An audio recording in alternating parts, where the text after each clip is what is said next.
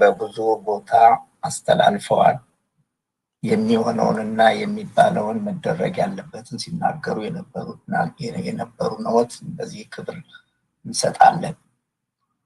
ወደ ሀገራችን ባንመጣም በሂትለር እና በጀርመን የሂትለር ዘመን በዛ የግዛትና የመከራ ዘመን የሃይማኖት መሪዎች ለናዚ አገዛዝ የተንበረከኩ እንደነበሩ ሁሉ በዛ ዘመን ደግሞ የናዚን አገዛዝ የሂትለርን ውድመት አንገት ለአንገት ተናንቀው የሞቱ ለህዝባቸው የቆሙ እንደነበሩ ሁሉ አባቶቻችን ከዚህ መገኘታችሁም ከህዝባችን ጋር በሂትለር አምሳል ከተፈጠረው የአብይ እና ሌሎች የአማራ ጠል ቡድኖች ጋር ሳይሆን ከህዝባችሁ ጋር መቆማችሁን ያስመሰከራችሁበት ነው። እዚህ ክብር ይገባችኋል። ይሄ ስነ ስርዓታችን በአማራ ሚዲያ ማዕከል በቀጥታ እየተላለፈ ነው የሚገኘው። ወንድማችን ጌታቸው ፈንታውን በጣም እናመሰግናለን ይህንን በማስተላለፍ። ከዚህ ቀጥሎ ቆመስ አባ ኪሮስ እንግዲህ የሚሉን ካለ እርስዎም ደግሞ ጊዜ መስጠትና የእርስዎ ተራ ነው።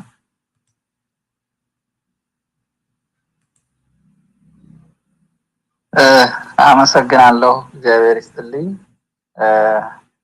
ክቡር አባታችን ሊቀ ካህናት መጋቤ ሐዲስ በአጦመ ልሳን ቆሞስ፣ ሁላችሁም በዚህ የተገኛችሁላችሁ በልዑል እግዚአብሔር ስም እንደምን አረፈዳችሁ፣ እንዴት ዋላችሁ ለማለት እወዳለሁ።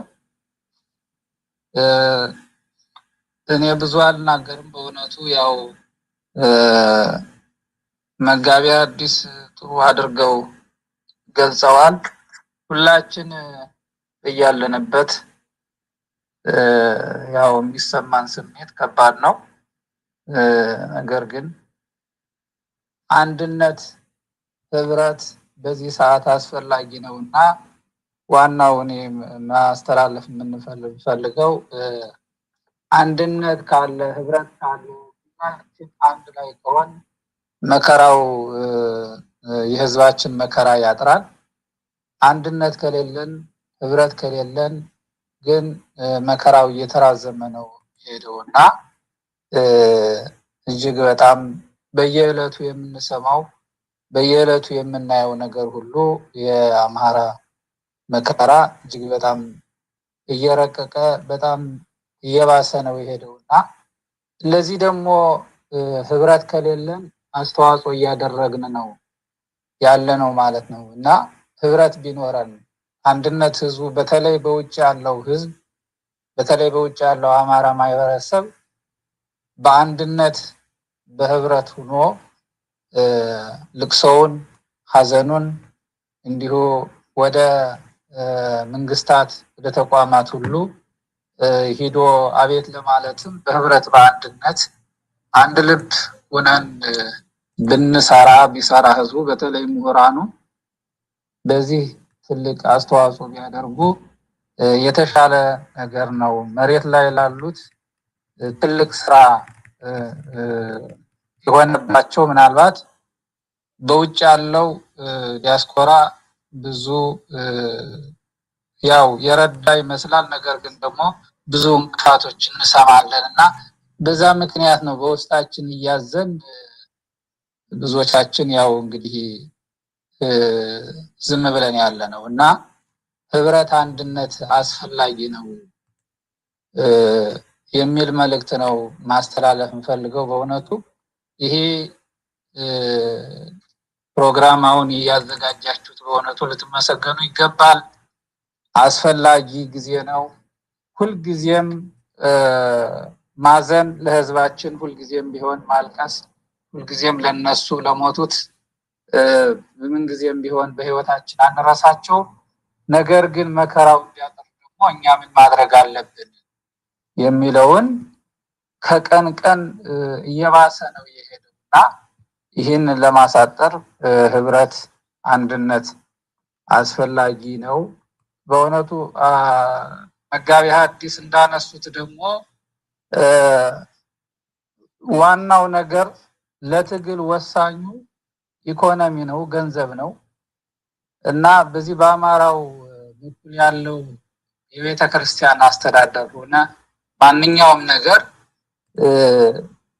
ለጊዜው የሚገታበትን መንገድ ከዛው የሚተዳደርበት ህዝቡ እየተራበ እየተጠማ እየተሰደደ በኬንዳ ውስጥ እየኖረ ይህ ሁሉ ስቃይ እየተሰቃየ ግን በቤተ ክህነቱ ቀድሞ እንደገለጹት ሊቃነ ጳጳሳት ሀገረ ስብከታቸው እንዴት ገንዘቡ እንደሚመጣ አይታወቅም።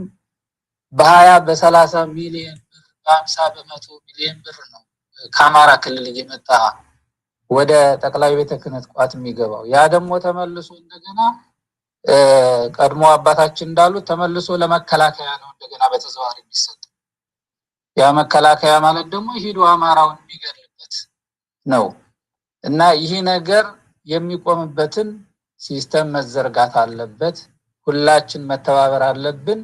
እግዚአብሔር የመከራውን ዘመን ያሳጥርልን። ብዙ ተናጋሪዎች፣ ብዙ የተማሩ ሰዎች ባሉበት ለበረከት ያው ለመሳተፍ ብዬ ነው እንጂ ብዙ የምንሰማው የተማሩ ሰዎች ስላሉ ከዚህ ይበቃኛል። እግዚአብሔር መከራውን ያሳጥርልን። የሞቱትን እግዚአብሔር በሰማዕታቱ በቅዱሳኑ ቦታ ያሳርፍልን። ያዘኑትን እግዚአብሔር አምላክ ያጽናናልን። እግዚአብሔር ይስጥልን። እግዚአብሔር ይስጥልን አባታችን። ከዚህ ቀጥሎ እንግዲህ በስማችሁ ያልገባችሁ ልትኖሩ ስለምትችሉ አባቶች ልጠራ ነው። መልአከ ብርሃናት አባ ፍሬ ስብሐት ካሉ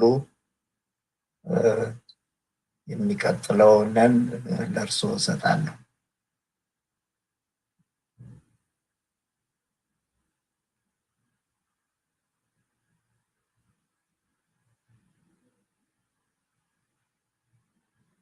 እሺ፣ ከሌሉ መምህር ሰናይ ካሉ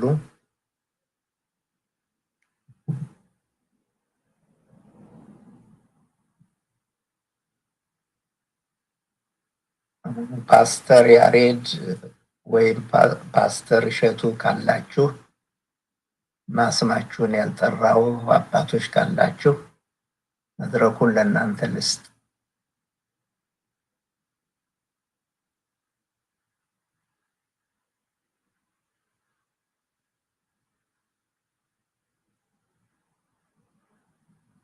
እሺ፣ ከሌለ እንግዲህ አባታችን ሊቀ ካህናት ምሳሌ እንግዳ ይህ የሻማ ማብራት ነው።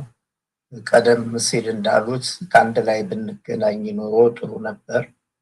እንግዲህ ሀገሩም ርቀትና ያለንበት ሁኔታም ስለማይፈቅድ እኛ እዚህ መንገድ እንድናደርገው ተገደናል።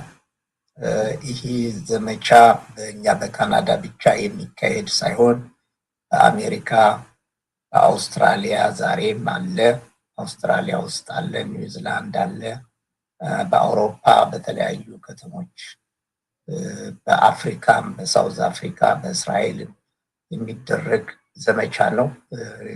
የካናዳም ይህንን የተቀላቀለበት በመሆኑ እንግዲህ በዚህ የሻማ ማብራት መቼም ሁላችንም ከቤታችን ሻማ ይኖራል ብዬ ነው የምገምት እና እንደው የሻማ ማብራቱን እንግዲህ ስርዓት እንዲያደርጉልን ነው የምጠይቀው አባታችን። እንግዲህ ሻማ ያላችሁ እኔ ሻማዬን አዘጋጅቻለሁ። እንደው ይህንን ሻማን በየቤታችን ለኩሰናት አትሊስት ይህንን ስነ ስርዓት እስክንጨርስም ብናቆያት ጥሩ ስለሚሆን እንግዲህ በጓዳችን ዞር ዞር እንበልና ሻማ እናምጣ። አመሰግናለሁ።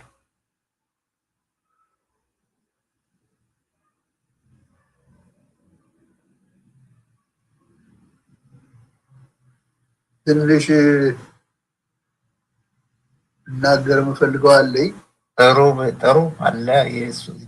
እሺ እንግዲህ ብዙ ተነግረዋል፣ ብዙ እየተጮኸ ነው። የኢትዮጵያ መከራ አሁን አይደለም የተጀመረው። በመላው እድሜያችን እንደዚህ ያለ ችግር ነው ያለው። ነገር ግን ጩኸቱን መቀጠል እንዳለብን ነው የሚሰማኝ። እንደተነገረው በአንድ ላይ መሆን አለብን። እኔ ከሌ አልመጣም፣ ከሌ አልተናገረም፣ ከሌ ዝም አለ ብለን መውቀስ ሳይሆን እያንዳንዳችን ከወጣን ይህንን የምናስበው ለህዝባችን ጥላ ከበባ ለመሆን የምንፈልግ ሁሉ ሌላውን ከመውቀስ ራሳችን መውጣት አለብን፣ መጮህ አለብን። እግዚአብሔር ይሰማል፣ እግዚአብሔር ደግሞ ያዳምጠናል። እኛ ለራሳችን ክብር ሳይሆን ለወገናችን ለህዝባችን ስንል ነው የምንጮኸውና ጩኸታችን እግዚአብሔር እንዲቀበል እንድናደርግ አደራ እላለሁ። በአጠቃላይ በእውነቱ የምንሰማው ከጊዜ ወደ ጊዜ የከፋ እንጂ የተሻለ አይደለም። ባለፈው የ2 ዓመት ልጅ ህፃን ተገሏል ፊት ለፊት እና ያንን ስሰማ በእውነቱ በጣም ነው የተሰማኝ። በየጊዜው ነው ይሄ ደግሞ የሚደረገው። ግን ባለፈውም እንዳስተላለፍኩት ሁላችንም መጮህ አለብን። ሌላውን መጠበቅ የለብንም። መውጣት አለብን፣ መጮህ አለብን። ይሄ በተለይም በውጭ ያለው ሳይሆን በአገር ቤት ያለው ዝምተው ለምንድን ነው? አትንካኝ ብሎ መጮህ እኮ ያስፈልጋል። አልሞትም አትግደለን ማለት እኮ አለብን እና ሁሉም መጮህ አለበት። እርግጥ ነው የሚዋጉ አሉ፣ የሚታገሉ አሉ። ከዚያ ባሻገር ግን በቤቱ መቀመጥ የለበትም። አትንኩን ብሎ መጮህ አለበት። ሞቱ አይቀርም እኮ ከቤት እያንኳኳ እየመጣ እኮ ነው። ስለዚህ ከዚያ በፊት ሁሉም መጮህ አለበት ነው የምለው። በእውነቱ አደራም ብለው በአገር ቤት ያለውን ወገናችን ነው እሪ በሉ አልቅሶ የምለው። ዝም ማለት ይጎዳል እንጂ አይጠቅምም። ጩኸት ግን ለሚሰማ ጆሮ ይደርሳል። ስለዚህ አንደኛ ወደ እግዚአብሔር መጮህ አለብን። ጩኸታችን እግዚአብሔር ሊያዳምጥ ይችላል። እንደዚህ ብሎ አይደለም እግዚአብሔር እንኳንስ የዚህን ሁሉ ሞት የአንድ ሞት እንኳን ይገደዋል። ስለዚህ ጩኸታችን ዝም ብለን እንደው ሌላውን ለምን አልተናገረም ለምን አልተናገሩልንም ሳይሆን እኛ እያንዳንዳችን መጮህ አለብን። በቤታችን ይመጣል እኮ እያደረ ከአንዱ ወደ አንዱ እየመጣ በቤታችን መድረሱ አይቀርምና ከመሞታችን በፊት አትግደሉን ብለን መጮህ አለብን። ይሄ የሁሉ መሆን አለበት። አደራ ነው የምለው። እግዚአብሔር ከእናንተ ጋር ይሁን። በእውነቱ ይሄንን ያዘጋጃችሁ እግዚአብሔር ባርካችሁ። ስራችሁን እግዚአብሔር ባርክ። አደራ ደግሞ የምለው በጽሁፍ ለየመንግስታቱ ማቅረብ አለባችሁ። አደራ ይሄ አስፈላጊ ነው። በጽሁፍ ነው መቅረብ ያለበት። አስፈለገም ሲግኒቸር ካስፈለገ እያንዳንዳችን መስፈረም አለብን እና በጽሁፍ መቅረብ አለበት ነው ባይኔ። እግዚአብሔር ባርካችሁ። አባታችን እግዚአብሔር ያክብርልን። አዎ የሻማ ማብራት ብቻ ሳይሆን ፔቲሽን፣ ጽሁፎች፣ ደብዳቤዎች በዚህ ዘመቻ በመላው ዓለም የሚገኙ የአማራ ስብስቦች ለመንግስታት፣ ለተባበሩት መንግስታት፣ ለሰብአዊ ድርጅቶች የሚያስገቡበትም ወቅት ነው። የሻማ ማብራቱ አንድ ነው። ያንንም የምንቀጥልበትና የምናስኬደው ነው የሚሆነው። እሺ፣ ከዚህ ቀጥሎ አቶ አንዱዓለም ተፈራ የዓለም አቀፍ የአማራ ንቅናቄ በመሃላችን በመገኘትህ ምስጋና እናቀርባለን። ከአሜሪካ ነው። አንድ መልእክት ብታስተላልፍልን እጠይቃለሁ። አቶ አንዱዓለም። አመሰግናለሁ ገብሬ። ይሄ የሁላችን ኃላፊነት ነው። ይሄ በእያንዳንዳችን ቤት የደረሰ በአማራነታችን፣ በአገራችን፣ በርስታችን፣ በቤታችን እየደረሰ ያለ ወንጀል ነው። ፈልገነው አይደለም። ማንነታችን ይከበር በማለታችን እየደረሰ ያለ በደል ነው። ይሄ በደል በዱር በገደሉ፣ በከተማው፣ በትምህርት ቤት፣ በቤተ ክርስቲያን፣ በመስጊድ እያንዳንዱ አማራ በዋለበት ቦታ ላይ ሁሉ እየደረሰ ያለ በደል ነው። ይህንን ዝም ብሎ ማየት አይቻልም። ይህንን እንደ ዜና እንደ መረጃ እየሰሙ እያዳመጡ ዝም የሚባልበት አይደለም። እዚህ የተገኘ ነው ሁላችን የሻማ መብራት ተሳትፎ ላይ የምናደርገው ይሄ እኮ በእኔ በዘመዶቼ በጎረቤቴ በወዳጆቼ እየደረሰ ያለ በደል ነው፣ ዓለም ይወቅልን እያልን የምናስተላልፍበት ነው እና እዚህ የተገኛችሁትን አባቶችን ወንድሞቼንና እህቶቼን ላመሰግን እወዳለሁ። በተረፈ ግን ለምናገኘው ማንኛውም ሰው የዘመዶቻችንን ሰቆቃ ማሳወቅ ይኖርብናል። የምንተነፍሰው ይኸው መሆን አለበት። ከማንም ጋር መግባቢያ አረፍተ ነገራችን አማራ ላይ የተዘመተበት የዘር ማጥፋት መሆን አለበት። የአንድ ቀን አይደለም፣ የየዕለቱ ኑሮ ነው። ቁጥር አይደሉም የሚያልቁት ዘመዶቻችን። አባት አላቸው፣ እናት አላቸው፣ እህት አላቸው፣ ወንድም አላቸው፣ አጎት አላቸው፣ አክስት አላቸው። እነሱም ደግሞ አባት ናቸው፣ እናት ናቸው፣ እህት ናቸው፣ ወንድም ናቸው። ግን በሺህ የሚቆጠሩ ናቸው። በቦምብ ነው እየተደበደቡ ያሉት እና የዘመዶቻችን ሰቆቃ የሁላችንም ትንፋሽ መሆን አለበት። ዓለም ይወቅልን። የምንችለውን እዚህ ላይ ሳንተባበር ነገ አማራ አለቀ፣ አማራ ተበተነ፣ የአማራ መሬት ተቆራርሶ ለሌሎቹ ተሰጠ ቢባል በዛ ጊዜ ሊቆጨን አይገባም። ዛሬ መደረግ ያለበትን እያንዳንዳችን ማድረግ አለብን። አመሰግናለሁ። እናመሰግናለን አቶ አንዱዓለም።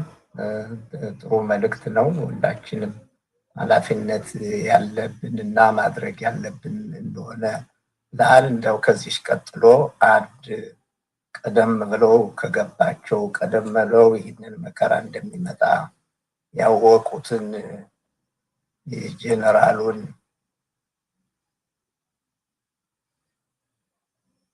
እንትን ታሪካዊ ስህተት ይፈጽማል። አንዳንድ ጊዜ አባቶቻችን ስትናገሩ ያለ አባቶቻችን ከአሁን በኋላ የሽምግልና የድርድር ንግግር አታድርጉ። ጀስት ህሊናችሁና መሬት ላይ ያለውን እውነት ለመናገር ሞክሩ። ከቻላችሁ ደግሞ እንደ አቡነ ጴጥሮስ ሁኑ። በተለይ ህዝቡ ራሱን ማደራጀት አለበት ብዬ አምናለሁ። ራሱን ከዚያ በላይ ማዘጋጀት አለበት ብዬ አስባለሁ። ቢኮዝ አማራን ለማፍረስ ያልተሰራ ስራ የለም። ይሄ ምድር ላይ የተቀበረ ሳይሆን ከምድር ወጥቶ እያየ ነው። ይሄ ትውልድ ደግሞ ይህን ታሪክ ካልተሻገረ ታሪካዊ ስህተት ይፈጽማል።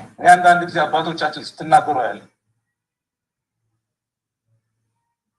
እንግዲህ ይህ መልእክት ቀደም ብሎ የተነገረ ቀደም ብሎ የገባቸው ይሉት የነበረው ነው።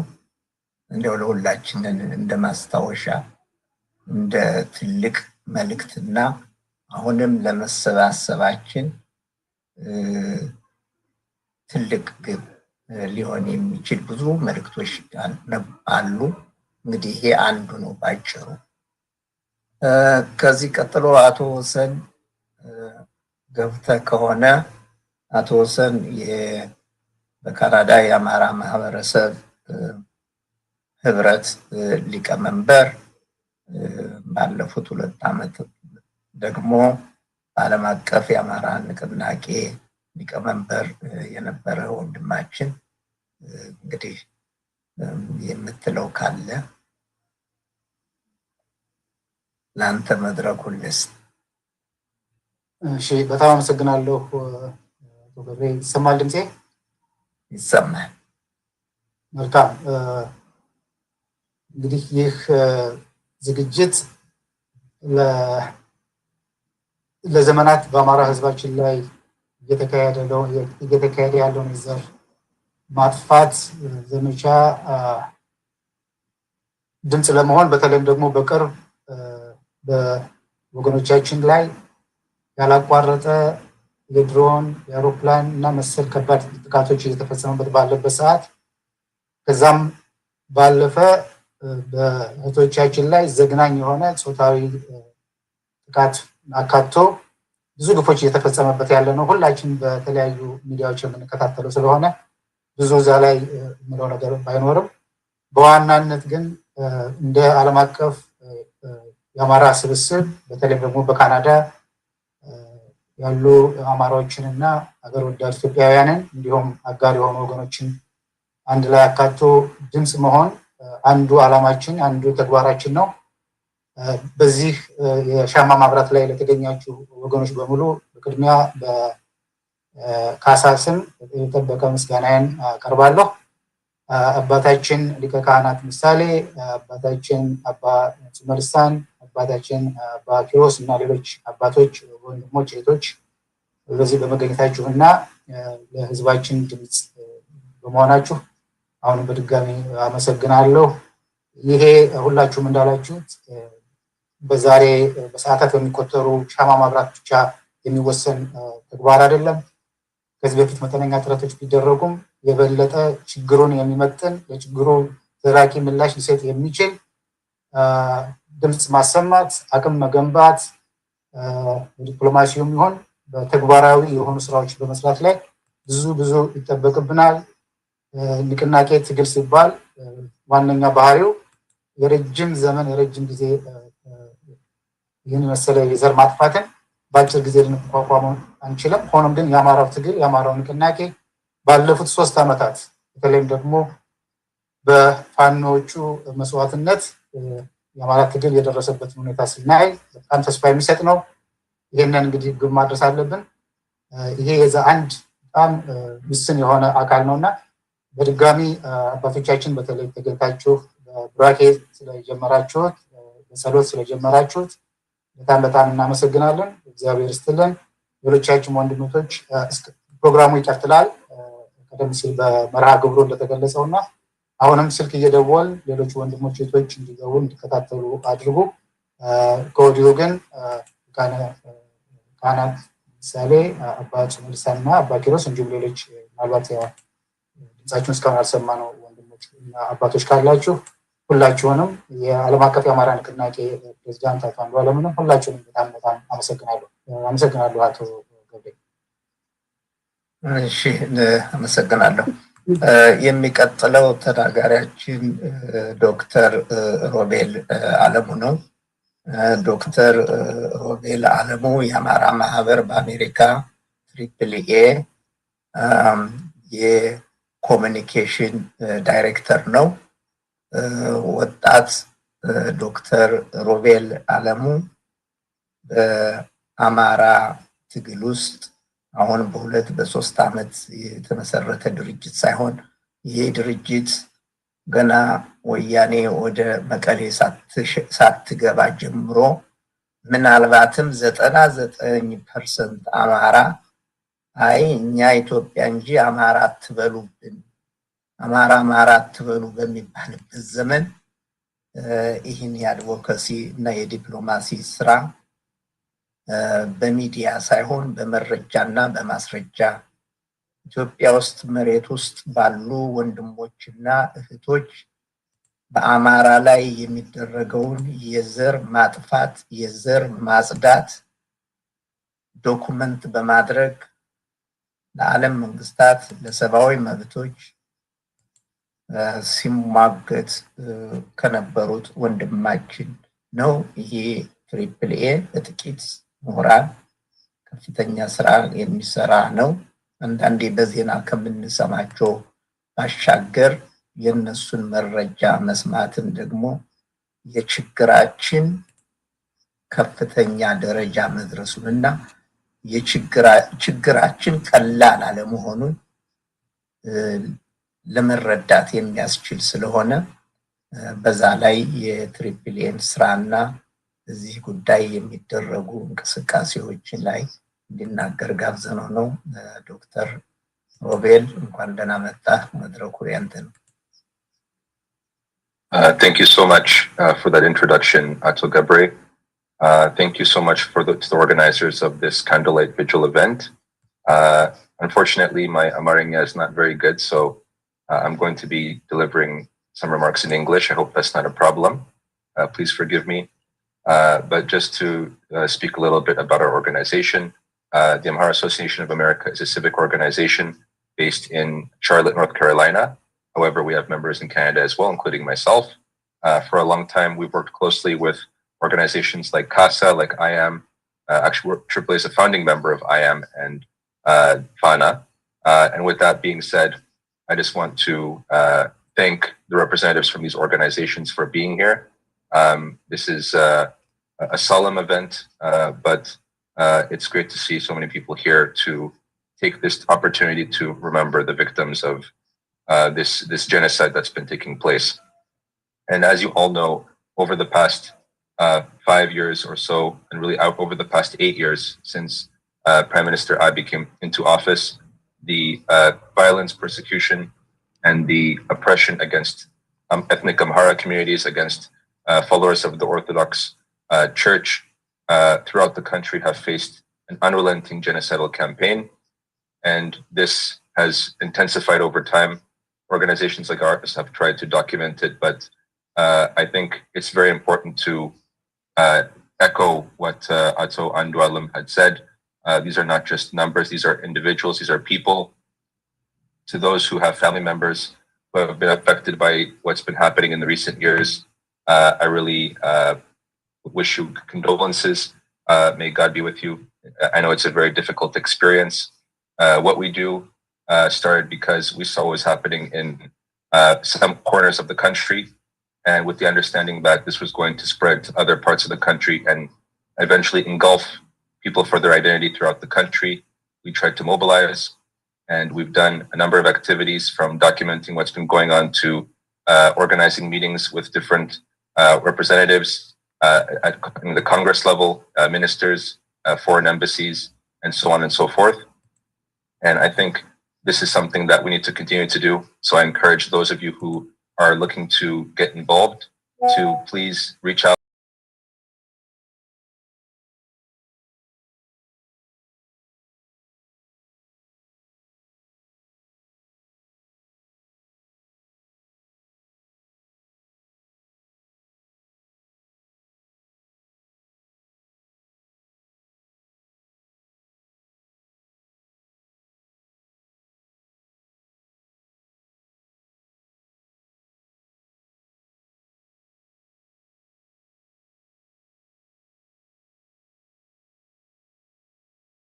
We have a very large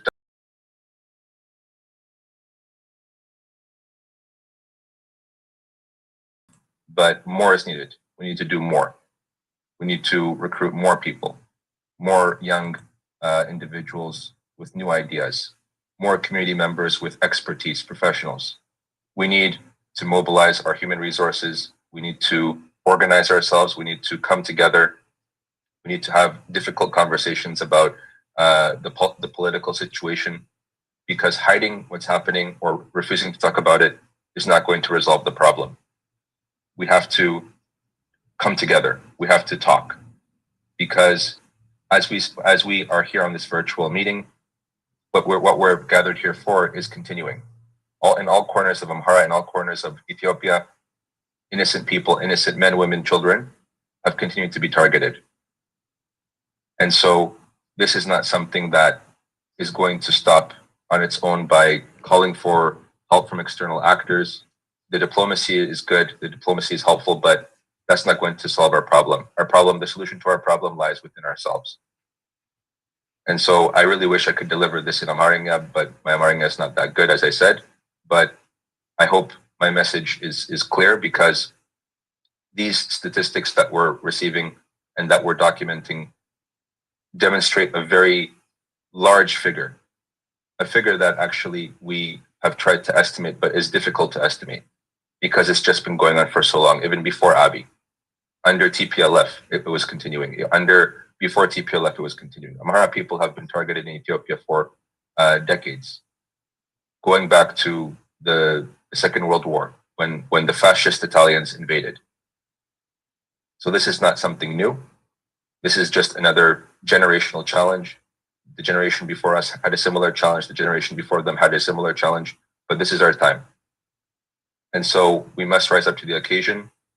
And I want to, again, take a moment to remember all of the victims, our sisters who, some of them freedom fighters who were mutilated, who were violated, the innocent young girls and women who have been targeted by the cowardly soldiers of the dictator Abiy. We have to come together so we can pursue justice and ensure that those perpetrators are held accountable and face justice. That's imperative. And I'm confident that we're going to see that. The future of our movement is bright. Our freedom fighters in the front lines are fighting courageously. And we have to be behind them. We have to support them in whatever way that we can. We have to be outspoken. Those of us in the diaspora have the proximity to these institutions where we can do diplomacy on an individual level. But even so, even if that's not the case, we can take it upon ourselves to have conversations and educate those around us, starting from our own families, starting from our neighbors, starting from our coworkers, our colleagues. We have to do this boldly. We have to do this without shame, because what we're talking about is truth. And we have to educate, most importantly, our children, because this is our identity that's at stake. And as we educate them about our identity, we need to be able to tell them what's happening. Why are so many people grieving? Why are so many people upset? Why are so many people frustrated? Why is there an issue at home, in their motherland, in their ancestral homeland? Who is responsible? These are critical questions that we have to address. And if we can do this, I think we will see a change come very soon. And even then, the struggle is not going to end, it's just going to transform. And there's going to be new challenges for us as a people. So we have to come together, we have to organize, we have to build institutions, we have to struggle. And if we can do this, we have the potential to become one of the most influential, one of the most powerful groups, not just in Africa, but in the world. And we have no other choice but to do this. That's the only option, because this is a question of survival.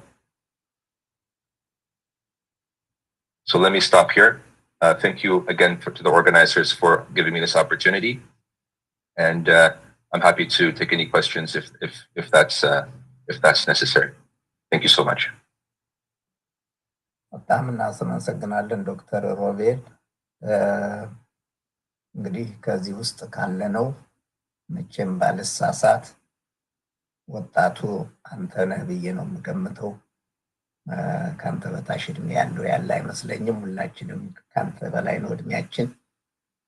ግን ቢሆንም በዚህ እድሜ ውስጥ ይህንን ያህል ስራ ለአማራ የሚሰራ ተምሳሌት እና ምሳሌ የሆነ ወጣት ወንድማችን ነው። አይ ሆፕ ሁላችንም ያሉን ልጆቻችን ወደዛ መንገድ ብንመራቸው ጥሩ ነው። ዶክተር ሮቤል thank you again. We are proud of you. የሚቀጥለው ተናጋሪያችን አቶ ተክሌ የሻው ናቸው። አቶ ተክሌ የሻውን ማስተዋወቅ ቀላል ነው። ምክንያቱም እንኳን አማራ ቀርቶ የአማራ ጠላት አቶ ተክሌ በዚህ ሰሞን ምን አሉ፣ እሳቸው ምን ብለው ነበር ብለው የሚደነብሩ ብዙ ስላሉ የታወቁ ጉምቱ የአማራ ታጋይ ናቸው። ይህም ትግላቸው አሁን የጀመረ ሳይሆን የቆየ ነው።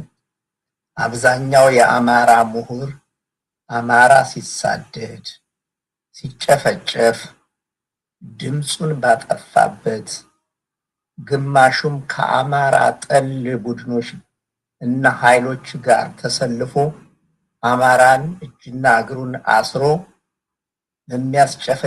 በሚያስጨፈጭፍበት ወቅት ለአማራ ከቆሙ በጣት ከሚቆጠሩት ቁጥር አንድ ናቸው። ግን ማጋነን አይሆንም። ምጽአተ አማራ፣ ሞረሽ ወገኔ፣ የአማራ ድርጅት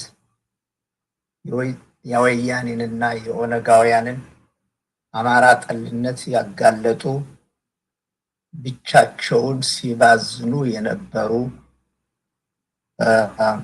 አባታችን ናቸው።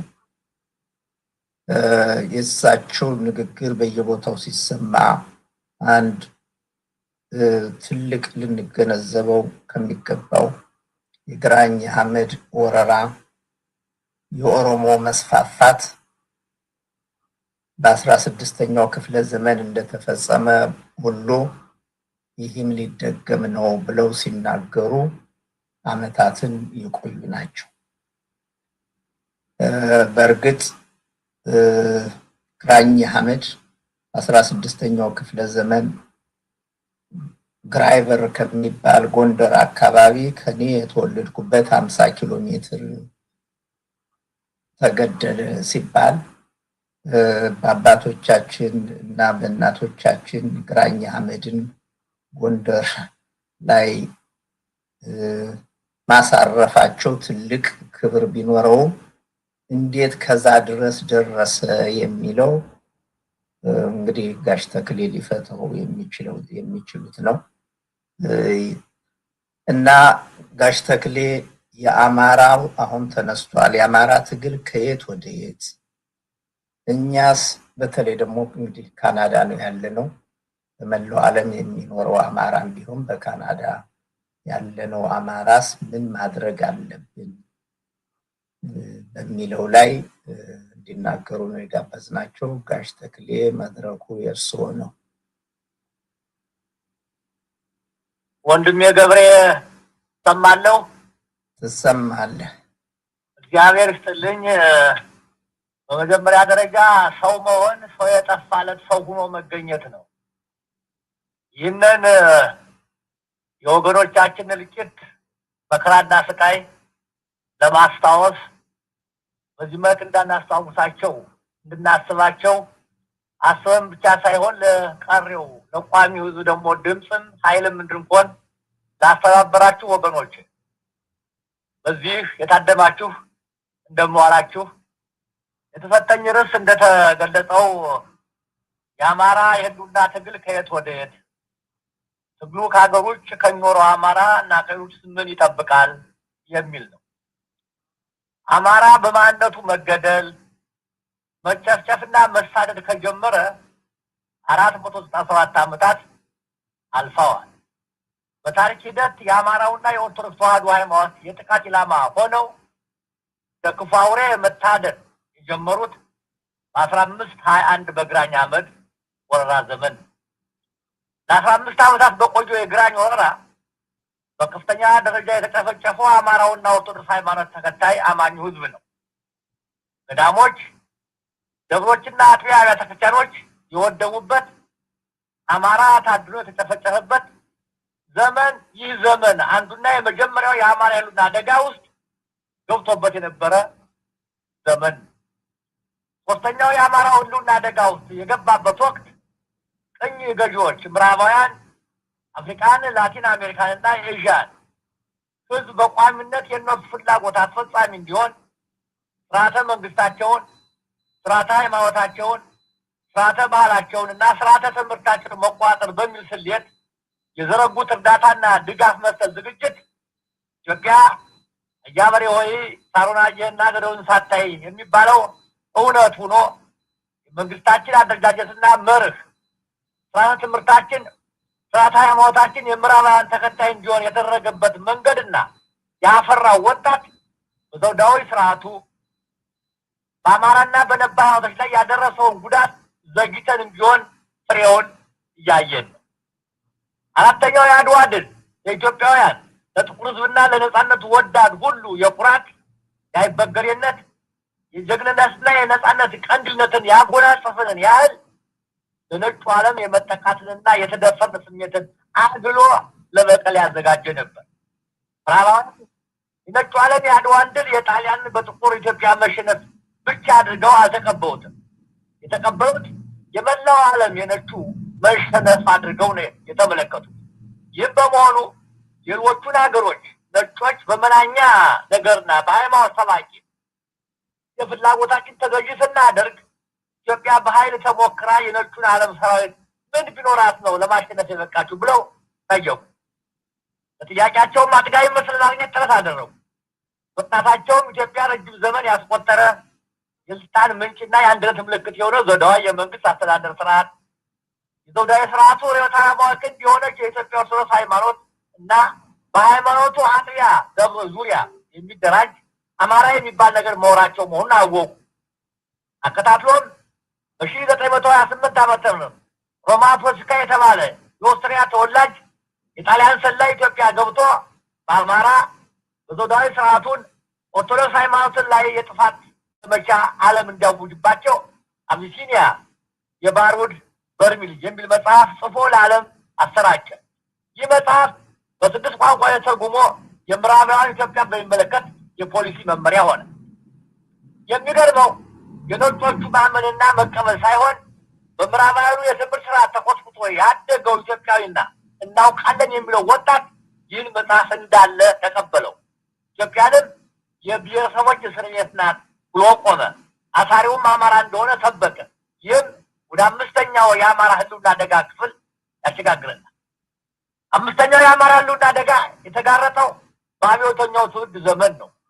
የስልሳዎቹ ትውልድ የኢትዮጵያን ታሪክ፣ የመንግስት አደረጃጀትና በታሪክ ያለፈችባቸውን የሰላምና የጦርነት ጊዜዎች በቅጡ ሳይመረምር ከሁሉም በላይ ከጣሊያን ድል ማግስት እስከ 1953 ባሉት 19 ዓመታት ውስጥ ከምንም ተነስተው የተሰሩ ሰፋፊና አስደናቂ ስራዎችን በምን ቦታ ተሁነው እንደዚያ ሊሰራ እንደቻለ ግምቱን ሳያስገባና ችግሮቹን ነቅሶ ሳያወጣ የምዕራባውያን ምርኮኛ የሆነው ወጣት በዘውዳዊ ስርዓቱ በነባር ሃይማኖቶችና አማራ ጨቋኝ ብሔር፣ ጨቋኝ መደብ፣ ትምክተኛ፣ የሚሊክ ሰፋሪ፣ በዝባዥ፣ መጤ፣ ነፍጠኛ የሚሉ የሐሰት ቅጽሎችን ሰጥቶ የጥፋት ክንዱን አነሳበት። በዚህም ዘውዳዊ ስርዓቱ በበልበል በሆታ አፈረስ ነው። ሃይማኖቱም የድህነቷ ዋስትና ጠባቂዋ የነበረው ስርዓት ሲወገድ የእርሷ ተሰሚነት አብሮ አከተመ። በዚህም አማራውና ቤተክርስቲያን ማንም ያሻውን የሚያደርጋቸው ሆኑ። ከርስታቸው ከቤት ከንብረታቸው ተነቀሉ፣ እንዳውሬም ታዩ። ሁሉም ሀገር አልባ ሆኑ። ውሻ በቅድም ይገባል እንዲባለው አብዮታውን የሽብርና የነውጥ የትውልድ በቀደደው የገዳውያን የማዕከላዊ መንግስት ስልጣን ከእጃቸው ሲገባ አማራን ማጥፋት ዓላማቸው አድርገው የያዙት ህወሓት ማህበራዊ ሰላም አያገኝ የሚል መሪ ቃል በመመራት በ27 የግዛት ዘመኑ ከ6 ሚሊዮን በላይ አማራን ገድሏል። በብዙ ሚሊዮን የሚቆጠረውን አማራ አፈናቅሏል። ቤት አልባ አድርጓቸዋል። በወያኔ እቅፍ አድጎ አማራ ጠለትን ከኦነግና ከወያኔ እንዲሁም ከሚከተለው የፕሮስፐርቲ ጎስፕል የኦርቶዶክስና የአማራ ጥላቻ ተግቶ ያደገው አብይና ኦህዴድ አማራን ከኢትዮጵያ ምድር ለማጽዳት ዘመቻ ከከፈተ 8 ዓመት አደረገ። ይህ ሁሉ ሲሆን አማራው አንድም ለመንግስታዊ ስርዓት ባለው ታማኝነት፣ አንድም ጠላትህን እንደ ወንድም ውደድ በሚለው ሃይማኖታዊ ትምህርቱ፣ አንድም እንደሌሎቹ በነገድ አለመሰባሰቡና ጠላቶቹ ብዙ የማጥፊያ ዘዴያቸውም የተለያየ ግን ተከታታይ መሆኑን ባለመገንዘብ ላለፉት 497 ዓመት ሞት፣ እንግልት፣ ስደትና ስቃይ ለአምላኩ እየነገረ እልቂቱን በጸጋ ሲቀበል መኖሩን ሂደቱ ይነግረናል። ለሁሉም ነገር ወሰን ገደብና ልክ አለውና ባለፉት 2 ዓመታት የ947 ዘመን የአማራ እልቂትና መከራ ቁሞና ሞልቶ በመፍሰሱ የአማራ ወጣት ለህልውና ትግሉ ቆርጦ ተነስቶ አገዛዙን ውሃ እያሰኘው ይገኛል።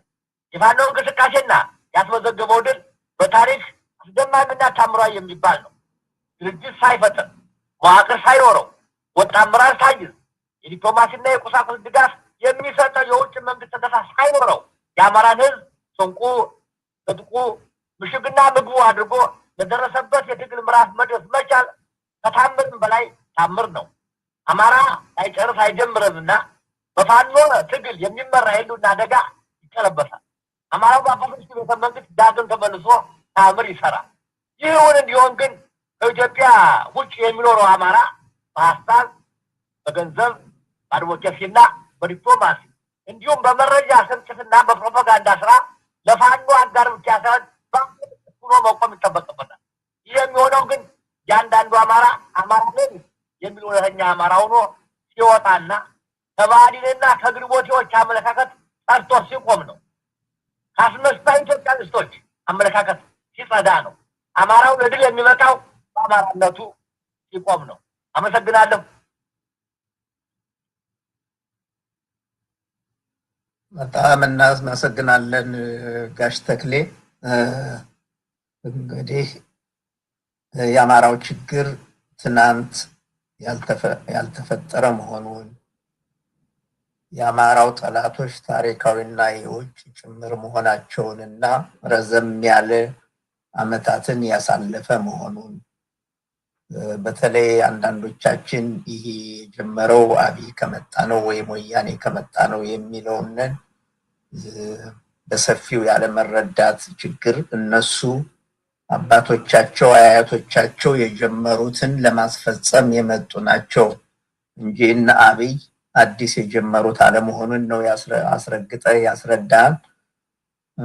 ይህንንም መገንዘባችን የችግሩን ስፋትና ጥልቀት ለማወቅ ለችግራችንም መፍትሄ ለመፈለግ የሰጠህን አባታዊ ምክር ስለሆነ በጣም እናመሰግናለን። ሁሌም የምታደርገውን ይህን ወደኋላ የማይል ያልተሸራረፈ እውነትን የተከተለ ስራህን እንድትቀጥልበት እድሜና ጤና ይስጥልን። እናመሰግናለሁ። ከዚህ ቀጥሎ እንግዲህ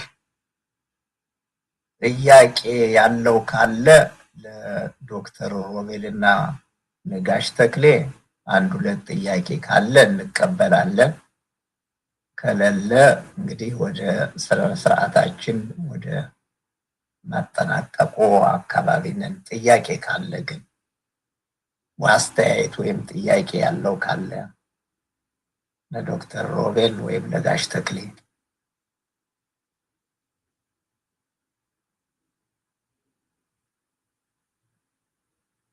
እሺ፣ አይፎን በሚል ይቀጥሉ። ሰላም ጤና ይስጥልኝ። እንደምን ዋላችሁ? የኔ ጥያቄ ምንድነው? ብዙ ጊዜ ያው በሽምቅ ውጊያ ትግል ውስጥ ያው አደጋዎች ምናምን ጉዳቶች ሊደርሱ ይችላሉ። ወይም አሁን ለምሳሌ የሆስፒታሎች መውደም፣ የትምህርት ቤቶች መቃጠል ሆነ እንትን ማለት መፍረስ። ታዲያ እንዴት አድርገን ነው መርዳት የምንችለው ነው? እነዚህን ሰብአዊ እንትኖች ለደረሱ ሰብአዊ አደጋዎች እንዴት ነው መርዳት የምንችለው? ጥሩ ጥያቄ። ይህን እንግዲህ በካናዳ የአማራ ማህበር ስብስብ አለ። ወደ አቶ ወሰን ልምራውና አቶ ወሰን በዚህ ላይ አስተያየት ስጥበት። መልካም፣ አመሰግናለሁ።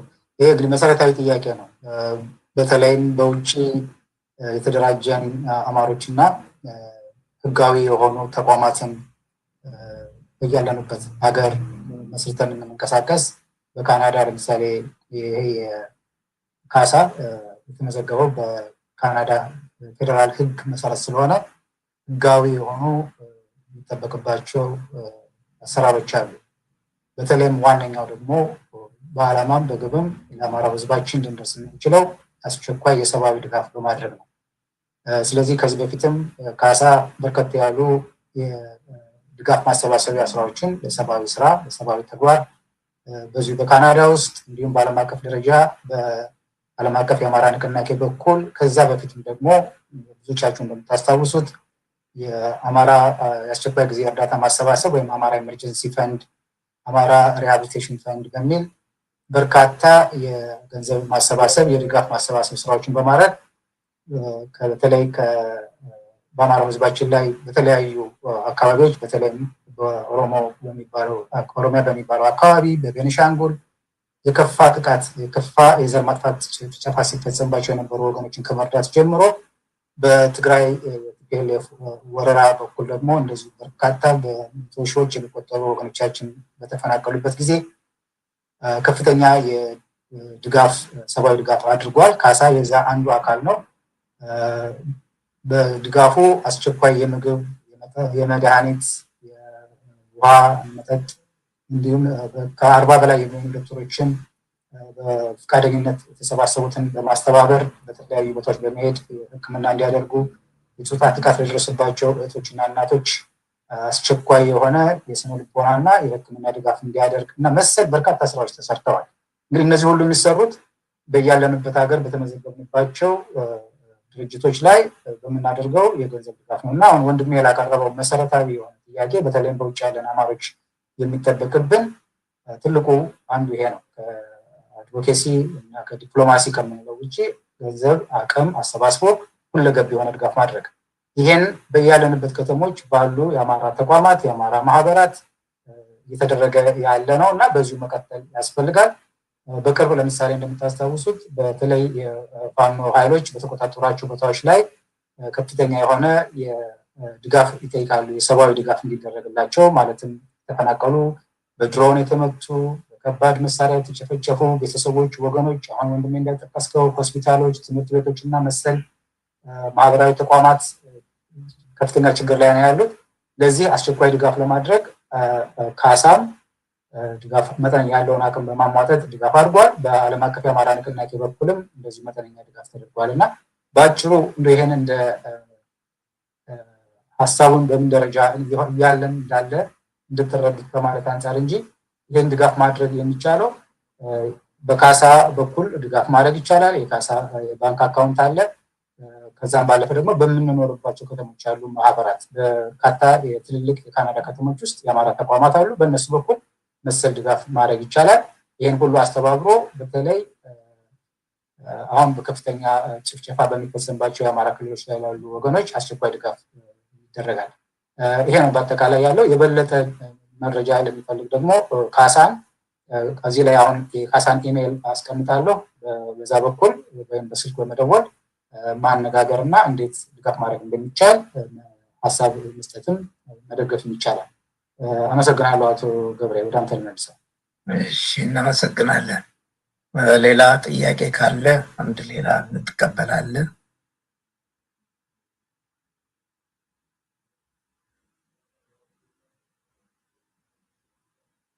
ጥሩ፣ ሌላ ከሌለ እንግዲህ አቶ ወሰን ባለው ላይ ለመጨመር እንግዲህ ማህበራት አሉ በካናዳ። አሁን ከውስጣችን እንኳን በካልጋሪ ለምሳሌ አቶ አንተነህ እዚህ አለ።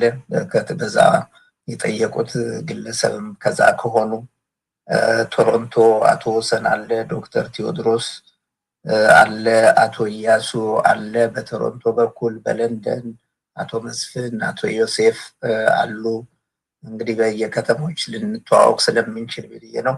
በዚህ በኪችነር አካባቢ አሁን አቶ ዮልሰው ወይዘሮ ስርጉት አሉ እና በየአካባቢያችን ማህበራት አሉ። በነዛ ማህበራት በኩል እየተጨመርን እየተቀላቀልን አብረን በመስራት ወንድማችን የጠየቀውንንም ማሟላትና ጋሽ ተክሌ ያለውንም በእኛ የሚጠበቀውንን መፈጸም እንችላለን።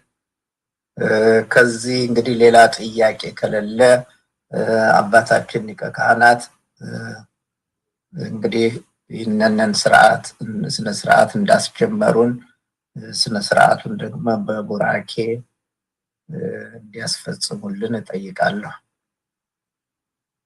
በጣም ይቅርታ፣ ጥያቄ መጠየቅ ይቻላል? ካለ ጥሩ ቀጥል። እሺ፣ አመሰግናለሁ። ብዙ ነገር ነው ያላችሁት፣ ደስ ይላል። መጀመሪያ ዋጋ ለሚከፍሉ ወገኖቻችን ነፍሳቸውን በገነት እንዲያደርግልን እመኛለሁ። አጋጣሚ እኔም ወንድሞች ጋብዘውኝ ነው የመጣሁት። የጎንደር ልጅ ነኝ። ማንነት የምገልጸው ቅማንት ነኝ ብዬ ነው። አማራውም ደግሞ የምለው የራሴ ወገን ነው። አማራ ማለት የኔ ወገን ስጋዬ ነው ብዬ ነው የማስበው እና ብዙ ጊዜ ጥያቄዎች አሉ። የኛ ማረጋገጥን መከፋፈሎች አሉ። ይሄ ደግሞ ከእናንተ ከአባቶች አሁን እንደማየው እናንተ ማለት የኔ የቀደማችሁ ስጋዎቼ ወይም ደግሞ እናንተ መሪዎች ናችሁ ብዬ ነው የማስበው። ወጣት ነኝ፣ 28 ዓመቴ ነው። ግን ብዙ ጥያቄዎች አሉኝ። እሱ ምንድን ነው አማራውና ቅማንቱን አንድ ማድረግ አይቻልም ወይ? የተሰራ የውሸት ናሬቲቭ አለ ከቲፒኤልኤፍ ጋር። እንዲሁም ደግሞ አማራም ይሁን ቅማንት ከቲፒኤልኤፍ ጋር የሰራው ለእኛ ጠላት እንደሆነ እየታወቀ ግን መሀል ላይ ህዝቡን ከፋፍሎ ያልሆነ ነገር ውስጥ ገብተናል። እሱን በደንብ እናንተ ምን የምናውቀዋለን። ከአገዎችም ጋር እንደዛ አማራ ዋጋ እየከፈለ ያለው ሂድን በሆነ አማራ ባልሆኑ በተለያየ ሶሻል ሚዲያ በሚራመድ ነገር እንደሆነ እኛም በደንብ እናውቃለን። ቅማንቶቹ የወሰነውም ነገር ስላለ አይ ዋጋ እየከፈለ ያለው የኛው ህዝብ ነው። ታሪክንም ስናነብ የቀደመ አንድነት አለ። የስም ልዩነቶች ነው የተፈጠሩት። ይህን የስም ልዩነት ማስታረቅ አቅቶን ኦርቶዶክስ የሆነው የኔ ወንድም ስጋዬ ነው። እኔም ኦርቶዶክስ ነኝ በነገራችን ላይ ያው አማራው ማለት ነው። የአማራን ዲፊኒሽን ማስረዳት ያቃተን እና አማራውን ስፖይል እያደረገ ያለ ነገር አለ። ምክንያቱም ከጀርባ የሚመጣ ከአዲስ አበባ በኩል የሚመጣውን የፖለቲካ አይዲዮሎጂ በደንብ ይገባናል። ሲመጣ እንደማይምረን ከፋፍሎ እንደሚበላን እኔም እናንተም እናውቀዋለን። ግን ያን ማስታረቅ የቲፒኤልኤፍን አጀንዳ አሁንም ተከትሎ አማራው እኔ በደምና ባጥንቴ አማራ ነኝ። ስሪቱን በደንብ እናውቀዋለን። አሁን ጎንደር ላይ ያለውን ነገር በምናምን 1956 ጀምሮ እነ ይኩኖ አምላክ ጀምሮ የመጣውን ነገር እውነታውን አባቶችም ጽፋችሁታል፣ እናንተ እኛም አንብበነዋል። ለምንድን ነው ይህን አስታርቆ መቀጠል ያቃተን? ለምንድን ነው እንድናግዛችሁ አልፈቀዳችሁት? እኛ የእናንተ አይደለንም ወይ? ይሄ አሁን ፎልስ ናሬቲቭ አለ። ከግብፅ ነው የመጡት። አፄ ፋሲል ሲሰራ እኮ የተሰራው ግዕዝ ከቤተክርስቲያን አልወጣም። እኔ ቤተክርስቲያን ልጅ ነኝ። ለምንድን ነው እንዲህ ሂድን ሆነን ውስጣችንን ሾክ አድርገን ነው የምንቀጥለው? ለምንድን ነው አወጠን እውነታውን ፍርድ አድርገን አወጠን ህዝብ ጋር ታርቀን አማራውም እንዲደገፍ ቅማንቱም አማራውም አንድ ሆኖ ያችን የምትመኟትን ጎንደር እንዲቀጥል ያልተፈለገው ለምንድን ነው? ይሄ ነው ጥያቄ አባታችን። አመሰግናለሁ። እሺ፣ እናመሰግናለን ስለ አስተያየቱ። ጋሽ ተክሌ ያለህ በዚህ ላይ ሀሳብ ትሰጥበት ትችላለህ?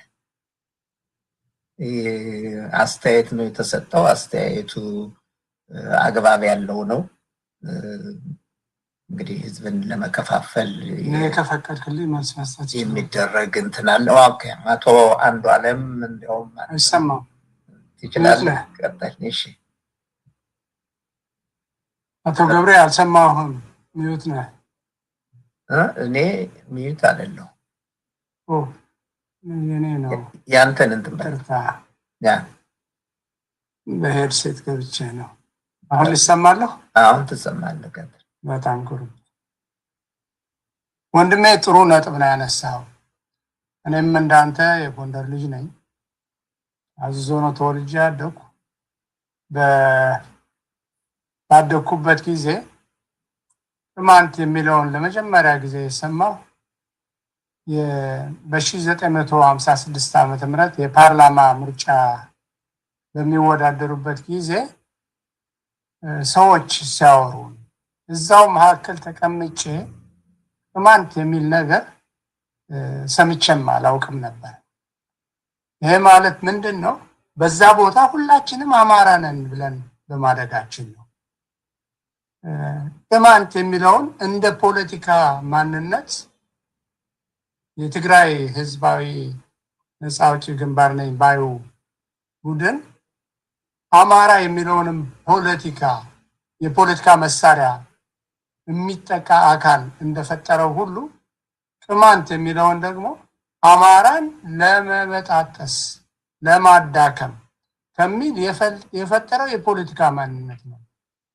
የቅማንት ፖለቲካ የአማራ ፖለቲካ የሚባል ነገር የለም። ነገር ግን ይሄ መሳሪያ ሆኖ የተፈጠረው ራሱ አናሳ በመሆኑ አነስተኛ ክፍል በመሆኑ የትግራይ ህዝባዊ ነፃ አውጪ ግንባር ነኝ ባዩ ህዝቡን መከፋፈል አለበት ለመግዛት፣ ሁሉንም ደግሞ በቁጥር ከሱ ማሳነስ አለበት።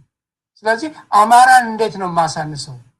መተክልን ወደ ቤንሻንጉል የሚል ግዛት መስፍን አይሰማኝም እየተናገረ ነው። ቀጥል፣ ያንተ ይሰማል። እሺ፣ መስፍን ሲናገር እየሰማሁት ነው። ራያን ወደ ትግራይ፣ ወልቃይትን ወደ ትግራይ፣ ጠለምትን ወደ ትግራይ፣ ብራዋስያን ወደ ትግራይ፣ የጠገዴንም አንድ ክፍል ወደ ትግራይ አድርጎ አማራን ማዳከም በሚል ነው። አማራ እኮ አገውም ቅማንቱም ሌሎችም በውስጡ የያዛቸውን በሙሉ የኔ ናቸው አንድ ነን ብሎ በሃይማኖትም በቋንቋም በምንም አንለያይም ብሎ ይዞ ያለ ጠንካራ በመሆኑ ያንን እንዴት ነው ማዳከመው ነው? ያንን ለማዳከም በመካከላችን መፍጠር ነበረበት። ይሄ የፈጠረው የፖለቲካ ቁርሾ መሳሪያ ሆኖ እርስ በርሳችን እንድንከፋፈል አድርጎናል። እና አነሳሱን ማወቅ አለብን። ይሄ የተደረገው ለፖለቲካ ግብ ነው። ይሄ የተደረገው አማራን ለማዳከም ነው። እና በማንኛውም ጉዳይ የወልቃይትን የቅማንትን መሳሪያነት ቲፒኤልኤፍ በመጠቀም አክራሪ የሆኑትን በማሰባሰብ እና በማሰልጠን ባጀት በማውጣት መቀሌ የወሰደ ትሬኒንግ ስልጠና በመስጠት መልሶ ወደ ጎንደር በመላክ ወንድምና ወንድም እንዲጣሉ ያደረገበት መሳሪያ ነው። ከዛ ነው መረዳት ያለብን።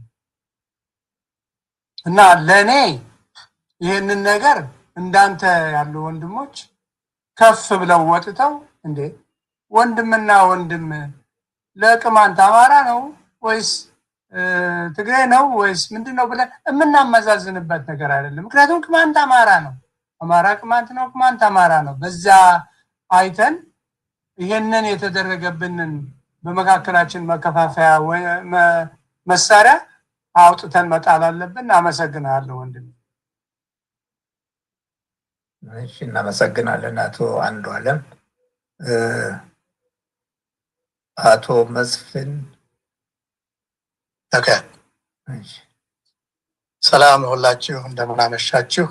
የኔ ጥያቄ ለቤተ ክርስቲያን መሪዎች ነው።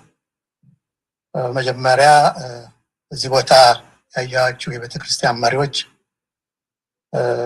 እግዚአብሔር ይባርካችሁ ማለት እወዳለሁኝ። ግን ጥያቄ ወደ እናንተ የሚሆነው ምንድን ነው?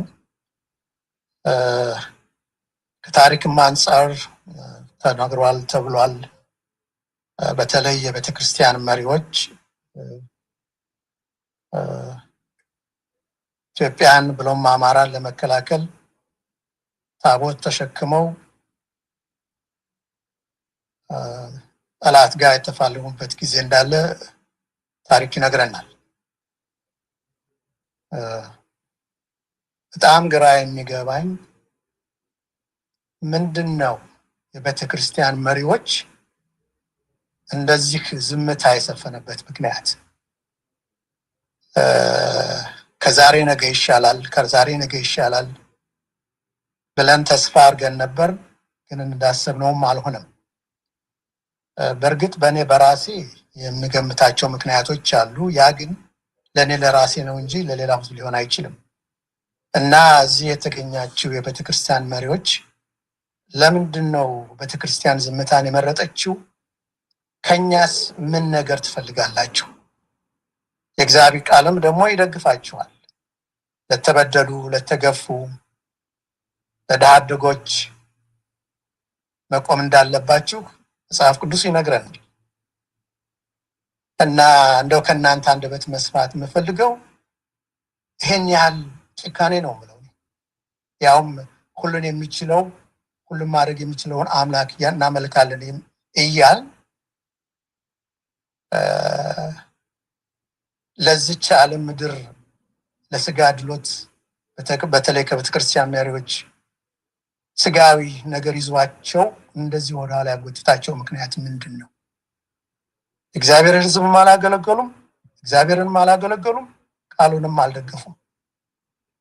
እና ይህን ነገር በእውነት ግልጥ ባለ መንገዱ ብታስረዱኝ በጣም ደስ ይለኛል። ጨርሻለሁ ወንድሙ። እሺ፣ እናመሰግናለን ለጥያቄው።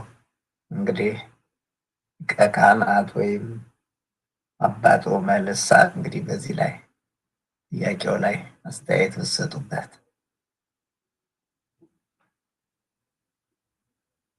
ስለሚቀድም ክቡር ሊቀ ካህናት ምሳሌ አባቴ እሳቸው ይሄዱበትና ሌላቸው እከተላለሁ። እሺ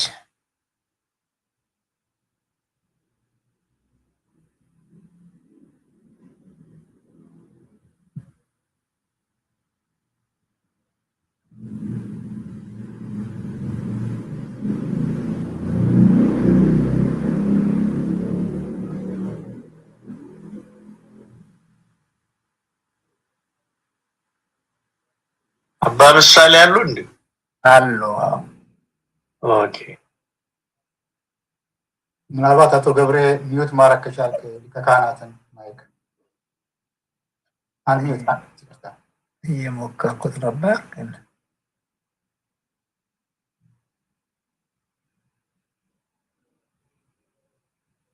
እንግዲህ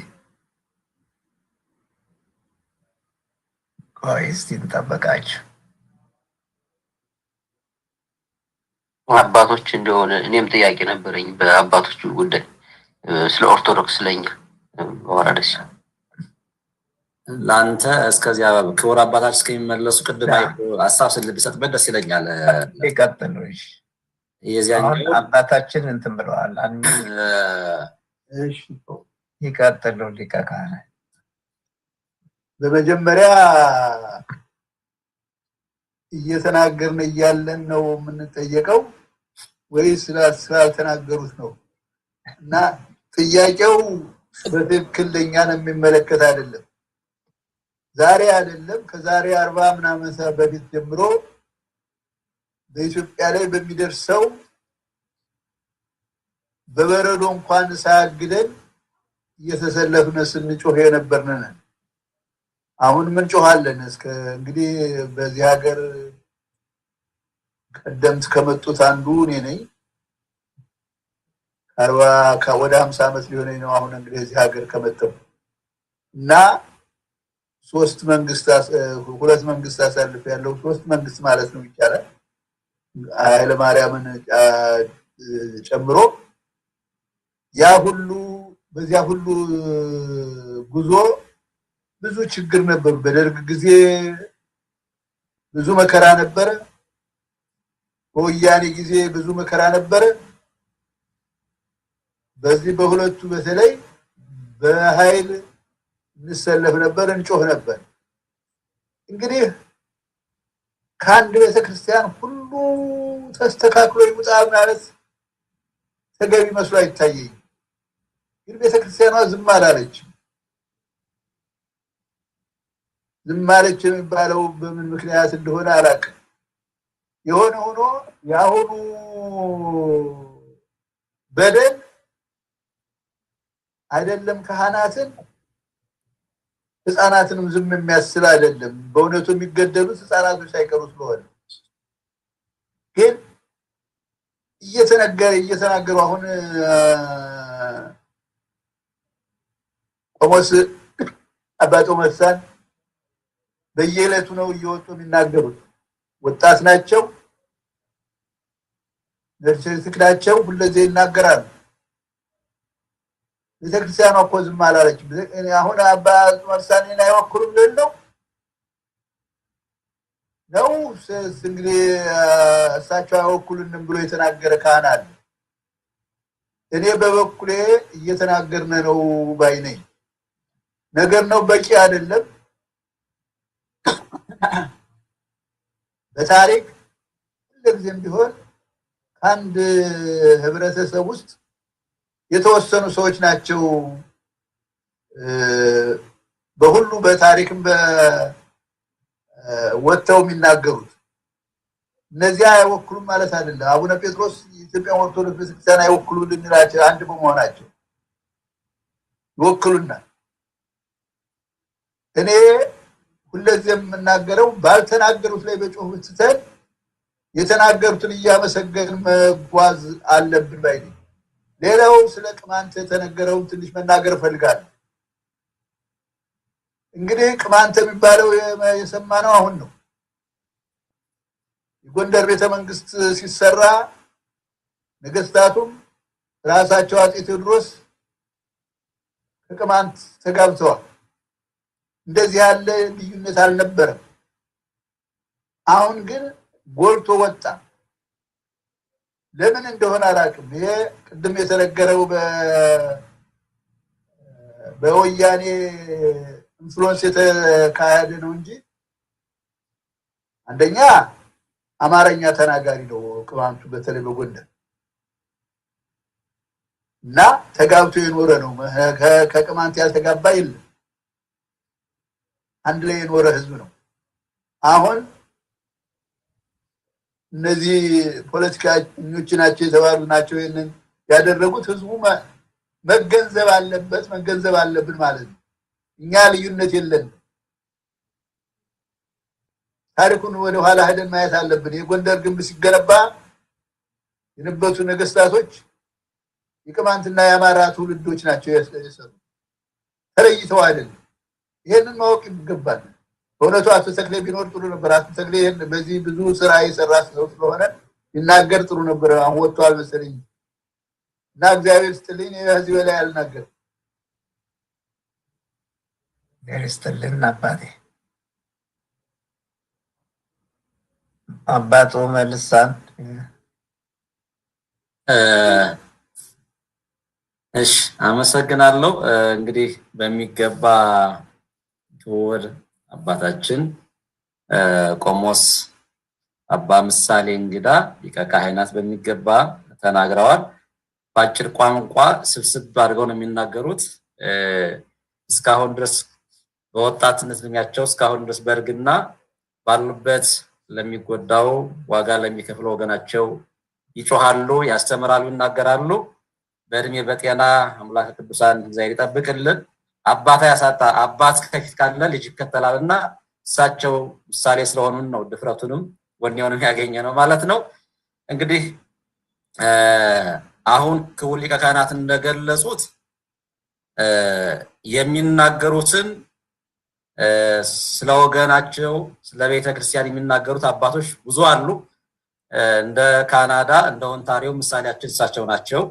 ነገር ግን ከጳጳሳትም ደግሞ እንደ አቡነ ሉቃስ አይነት ደፋር አንደበተ ርቱዕ አባት አለው በጵጵስናው እና ብፁዕ አቡነ ጴጥሮስ ዶክተር በሚገባ የዚህን ክፉ ሴረኛ መንግስት በሚገባ እየተናገሩ ነው። ነገር ግን መሰረታዊ ነገር ደግሞ የተነሳው ይሄ ሁሉ ግፍ ሲፈጸም ላይ ያለው እንደው ሲኖዶስ ብለን የምንጠራው ለህዝቡ አይደርስም ወይ? የመንጋው መጥፋት የመንጋው መታረድ አይገደውም ወይ?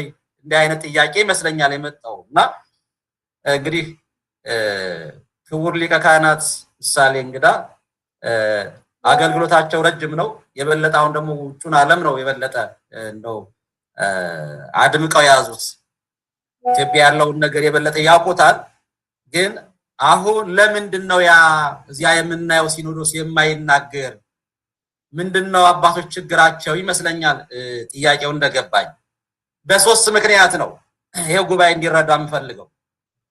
አንደኛ እንደምታውቁት በውጭ ዓለም የነበሩት አባቶች በረከታቸው የደረሰን ብፁዕ ቅዱስ አቡነ መርቆሪዎስ በአባትነት በዝምታ በቤቱና ያለፉ ለሁላችንም በረከት የሆኑ አባት ናቸው። በውጭ ሲኖዶስ የነበረው እንዲህ አይነት ነገር አልነበረም። አሁን ግን ኢትዮጵያ ውስጥ ያለው አንደኛ ጵጵስና የሚሰጠው እንደ ፌዴሬሽን ምክር ቤት በቋንቋ ነው። ይሄ አገር ያወቀው ፀሐይ የሞቀው ነው። በቋንቋ ይሰጣል። አማራን ነው አማራ ተብሎ ከአማራ ክልል ይናል ይባላል። በተለይ አሁን አብይ ከመጣ ደግሞ በደም ጥራቱ በእናቱም በአባቱም ኦሮሞ የሆነ ተብሎ ሲሾም አይተናል። ኢንፋክት መንገድ ያስፈልጋል። የጥያቄው አካል ይሄን ለማለት ይመስለኛል የጠየቁት። ስለዚህ እንደ ፌዴሬሽን ምክር ቤት በቋንቋ ስለሚሾሙ አንደኛው፣ ሁለተኛው ደግሞ ለፖለቲካ ታማኝ የሆኑ ሰዎች ነው የሚሾሙት። ሶስተኛው በገንዘብ ሹመት ይሰጣል። ስለዚህ በፖለቲካ የተሾሙት ለፖለቲካው ነው ዋጋ የሚከፍሉት። የቤተ ክርስቲያን መንደድ የምዕመናን እንደ ችቦ በየሄዱበቱ በእሳት መቃጠል፣ በሰይፍ አንገታቸው መቀላት አይገዳቸውም። ለዚህ ነው ከርሶሙ አምላኮሙ ሆዳቸው አምላካቸው የሚለው የእግዚአብሔር ቃል እና በዚህ ምክንያት ለመናገር አንደበታቸው ይታሰራል። ሁለተኛ ደግሞ ጠቅለል አድርገን ስናየው የእነዚህ አባቶች የማይናገሩበት ምክንያት ደመወዝ ያጣሉ፣ ገንዘብ ያጣሉ፣ ቤት ያጣሉ። 5 ኪሎ ያለውን ቤተ ክህነት ወይም ደግሞ እዚህ ያለውን የቤተ ክህነቱን ደመወዝ ያጣሉ። ይሄ ነው። ይሄ ሁሉ ህዝብ እያለቀ ተውት፣ ያለቀውን በስናይፐር የነደደውን በድሮን የተረሸነውን ይሄንን ተውና እነዚህ 3 ወጣቶች በአማራነታቸው ጡታቸው ሲቆረጥ ቆዳቸው ሲገፈፍ ቶሮንቶ ማርያም ላይ በአደባባይ በስፒከር ድሃ ተበደለ፣ ፍርድ ጎደለ፣ ጡት መቁረጥ ይቁም ብለው የተናገሩት እነ ታላቅ አንጋፋ አባት ሊቀ ካህናት ምሳሌ ብቻ ናቸው። ሁላችሁም በሚዲያ አይታችኋል። 4 ኪሎ ያለው የሲኖዶስ አካል የሚያዝኑ አባቶች ሁሉም ማለት አይደለም። ነገር ግን የተቀመጡት አካላት ለመንጋው መታረድ አይገዳቸውም። ምክንያታቸው እንዳልኳችሁ በቋንቋ ስለተሾሙ፣ ሁለተኛ ለፖለቲካው ታማኝ ስለሆኑ፣ ሶስተኛ ደግሞ በገንዘብ ስለተሾሙ፣ ሲቀጥል የሚያገኙት እራፊ ያችን እራፊ እንዳያጡ ነው ምክንያቱ ይሄ። ስለዚህ በዚህ ምክንያት ለመናገር አቅምም ብቃትም ሞራንም የለም ማለት ነው። ታስታውሳላችሁ አሁን አቡነ ገብርኤል ተብለው የተሾሙት በኦሮምኛ ማየት ትችላላችሁ። እርግጠኛ ነኝ አይታችሁታል፣ ሰምታችሁታል። የኦሮሞን ህዝብ አይወክሉም። ነገር ግን በአደባባይ ከዚህ በኋላ ከከተማችን ሊወጡ ይገባል፣ ቅቤውን ወተቱን ማሩን እየበሉ ከዚህ በኋላ አይቀጥሉም፣ ተነሳ ብለው ያስተላለፉትን ሰምታችኋል። በጵጵስና ደረጃ ለምንድን ነው እንዲህ ያሉ ካል የተሾሙበት የመጡበት መንገድ በደም ጥራ ስለመጡ ማለት ነው። ፋክቱ ይሄ ነው። ለምንድን ነው ታዲያ አማራ ክልል ያሉት ጳጳሳት መናገር ያልቻሉት ካል አላቅም።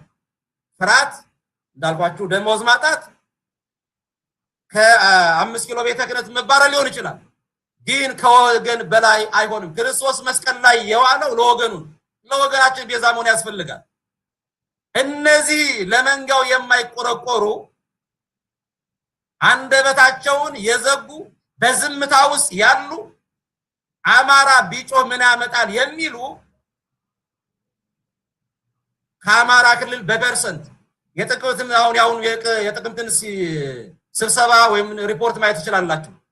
ከሸዋ ሀገረ ስብከት 40 ሚሊዮን፣ ከጎንደር ሀገረ ስብከት 40 ሚሊዮን 30 ሚሊዮን፣ ከወሎ ሀገረ ስብከት ከጎጃም ሀገረ ስብከት 40 ሚሊዮን 40 ሚሊዮን። ይሄ ሁሉ ብር የሚሰበሰበው ከአማራ ሰብስበው ወስዶ የሚሰጡ ደግሞ የኞቹ ናቸው። በረሃብ አለንጋ የሚገረፈው አማራ ክልል የጦር ካምፕ መስሎ ህዝቡ በሰቆቃ ውስጥ ወድቆ ከዚህ 15 ሰብስበን እንላክ እያልን እየጮህን እዚህ ያለው ገንዘብ በዚህ መልኩ ሰብሰባ መተው ይሰጣሉ። ምክንያት እንደ ባዴን ራሳቸውን አሳልፈው ስለሰጡ ለቤተ መንግስት አሽከር ስለሆኑ ፋክቱ ይሄ ነው።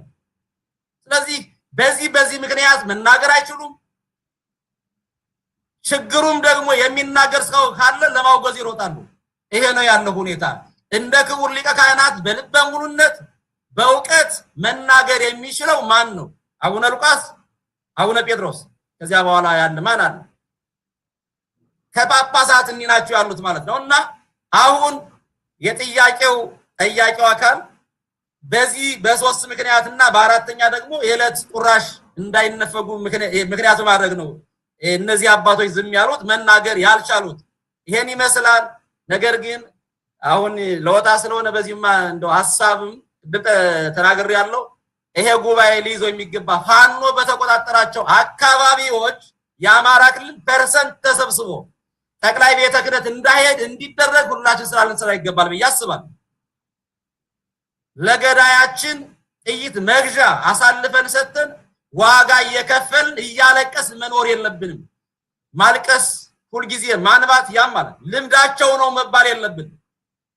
አስታውሳላችሁ አባቶቼ፣ አንድ ህፃን እንኳን የሆነ ልጅ መጥቶ ሲገባ እያለቀሰ ሲመጣ ተመልሶ አባቱ ይገርፈዋል። እያለቀሰ የሚገባ ስነ ልቦና እንዲጎናጸፍ ስለማይፈልግ ማለት። ስለዚህ ማልቀሱ ማንባቱን አቁመን ቆፍጠን ማለት ይገባናል ብዬ አስባለሁ። እና ውጭ ያለው ዲያስፖራው አካል ምሁሩ አካል እኔ ካልወጣወጥኩት አይጣፍቅ የሚለውን ይሄንን የማይሆን እይታችን ጥለን በመቻቻል ዋጋ በመክፈል ያንዱ ሸክም አንዱ በመሸከም አንድ በመሆን ወደፊት እንጓዝ። በተለይ ፋኖ ዋጋ እየከፈለ ነው። ሞትን እየረገጡ ህይወታቸውን እየገበሩ ነው ያሉትና እኔ ከሌ ደጋፊ ነኝ እኔ ከሌ ወገን ነኝ ከማለቱ ወጥተን አማራ ብለን ልንቆም ይገባል። የምንገደው አማራ ተብለን የምንታሰረው አማራ ተብለን ጎንደር የተብለ አይደለም፣ ወሎ ተብለ አይደለም፣ ጎጃም የተብለ አይደለም፣ ሸዋ ተብለ አይደለም። የምትገደሉ አማራ ተብለ ስለሆነ አማራውን እንቁም፣ መለያየቱን እንተው። አንድ መሆን ዋጋችን ከፍ ያደርገዋል። መለያየት ደግሞ ደመከልብ ያደርገናልና አንድንሁን እንሰባሰብ። ከራሳችን ይጎን ነውጣና አማራነት ከፍ እናድርግ። በተለይ ምሁራኖቹ እናንተ በጣም ከእናንተ ብዙ ነገር ይጠበቃል። ኢትዮጵያ ውስጥ እንዳሉት የአማራ ምሁራን እንደሚባሉት አሽከሮች እንዳትሆኑ በእግዚአብሔር ስም አደራ ማለት ፈልጋለሁ።